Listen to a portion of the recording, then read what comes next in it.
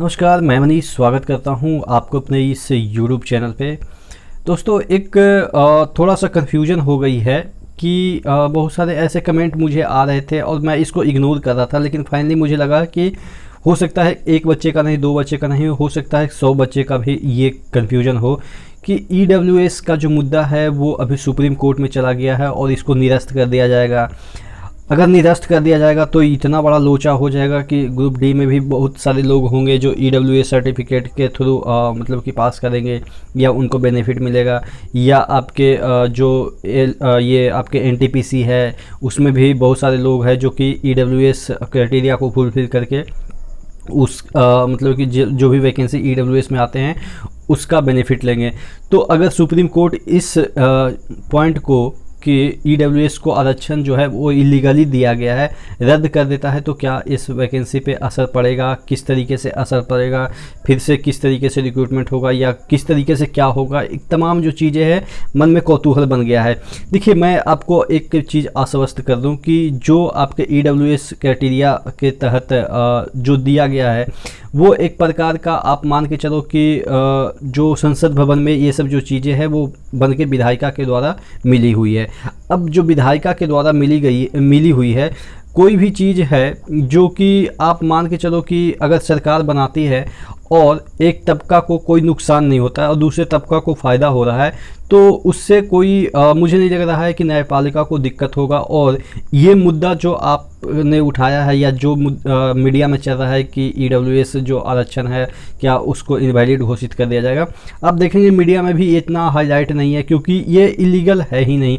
आप किसी को फ़ायदा दे रहे हो, देखिए कोई भी चीज़ अगर आप किसी को फ़ायदा दे रहे हो किस बैकग्राउंड पर दे रहे हो उस बैकग्राउंड को देखा जाता है। और अगर हम कहें कि SC ST वाले बंदे को इसलिए उनको फ़ायदा दिया जाता था कि वो मतलब कि जो मेन स्ट्रीम जो लोग हैं उससे नहीं जुड़ पा रहे थे, इसलिए उनको अपलिफ्ट करने के लिए ये फ़ायदा दिया गया था।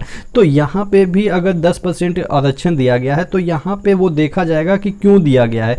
और ये सब जो चीज़ें हैं अनर्गल चीज़ें हैं कि ईडब्ल्यूएस को आरक्षण नहीं मिलना चाहिए। देखिए, आरक्षण अगर मिल रहा है तो सभी को मिले और नहीं मिल रहा है तो किसी को नहीं मिलना चाहिए। तो ये मुद्दे की बात ही नहीं है कि आपका जो ईडब्ल्यूएस का मुद्दा है कि इसमें आरक्षण की वजह से और भी जो लोग हैं उनको नुकसान होगा। देखिए वो चीज़ें अलग मैटर है, लेकिन फ़िलहाल मुझे नहीं लग रहा है कि ईडब्ल्यूएस का जो आरक्षण है वो सुप्रीम कोर्ट इसको रद्द करेगा। इस तरह के देखिए बहुत सारे पिटीशन दायर करते रहते हैं, बहुत सारे लोग अपना मतलब कि मनोरंजन के लिए अपना जो चीज़ें है कि मैं हाईलाइट हो जाऊंगा तो सुप्रीम कोर्ट में याचिका दायर कर देते हैं। तो ये ऑब्वियस होना ही था। अगर कोई भी चीज़ सरकार गवर्नमेंट करती है तो आप देखेंगे कि कृषि कानून के लिए भी जो है वो आप कह सकते हैं पिटीशन दायर किया गया था, लेकिन सुप्रीम कोर्ट ने तो उसे रद्द नहीं किया ना। लास्ट में वो अलग बात है कि सरकार को खुद प्रेशर इतना क्रिएट कर लिया कि खुद रद्द करना पड़ा। तो वो सरकार खुद कर सकती है, लेकिन न्यायपालिका के पास उतना चलो पावर तो मुझे है, पता है कि पावर है, लेकिन इस तरह के मुद्दे के लिए न्यायपालिका भी मतलब कि आप कह सकते हैं कि सरकार का ही फेवर लेती है। जो सरकार डिसीजन बनाती है वेलफेयर के लिए जो भी सिटीजन के वेलफेयर के लिए, तो इसमें भी वो जो न्यायपालिका है वो सरकार का ही पक्ष लेती है, जैसा किसान मुद्दे में भी देखा। हालांकि उसने दोनों के टकराव को कम करने की कोशिश की, लेकिन डायरेक्टली रूप से ये नहीं कहा कि आप इस जो कानून है उसको रद्द कर दो।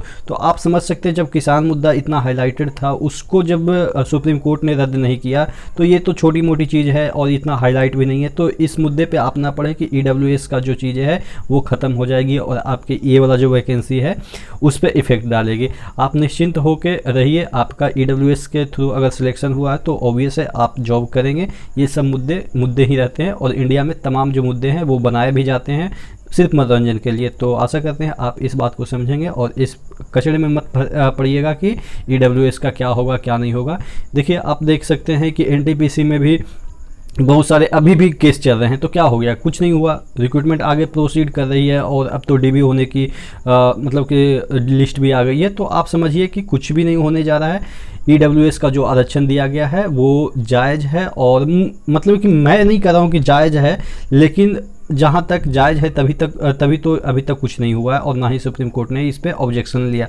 नहीं तो अगर लेना होता तो शुरुआत में ही वो खुद इस पर ऑब्जेक्शन ले सकता था कि ऐसा नहीं होना चाहिए, लेकिन किसी ने अगर ऑब्जेक्शन किया है तो ऑब्वियस है कि उसकी बात भी सुनी जानी चाहिए, और सुनी ही जाती है लोकतंत्र में। तो यही मैं समझाना चाहूँगा कि कुछ नहीं होने वाला है, आप निश्चिंत होकर और भी एग्ज़ाम के लिए तैयारी कीजिए। अगर इसमें सिलेक्शन नहीं हुआ है, आपके साथ मैं हमेशा बना ही हूँ। ठीक है, तो नेक्स्ट वीडियो मिलते हैं, और चैनल पे नए हैं तो सब्सक्राइब कर लीजिएगा, टेलीग्राम से भी जुड़ जाएगा। टेलीग्राम का लिंक भी मैं नीचे डिस्क्रिप्शन बॉक्स में दे दूँगा, वहाँ पर बहुत सारी चीज़ें मैं आपको देता रहता हूँ। ठीक है, तो नेक्स्ट वीडियो मिलते हैं, तब तक के लिए धन्यवाद।